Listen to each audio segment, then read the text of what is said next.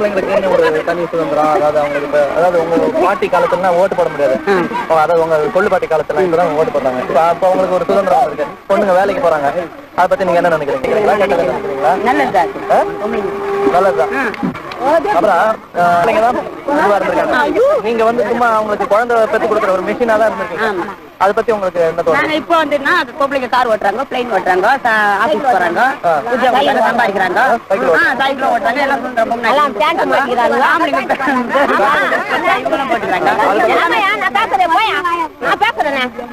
Pant போடுறாங்க, சட்டு போடுறாங்க, எல்லாம் ஆட்டி ஆட்டி போறாங்க ஒரு ரோட்ல. நல்லது நினைக்கிறீங்களா கெட்டது? நல்லதுதாங்க. ஏன் கட்டுது? ஆமா ஏன் கட்டு?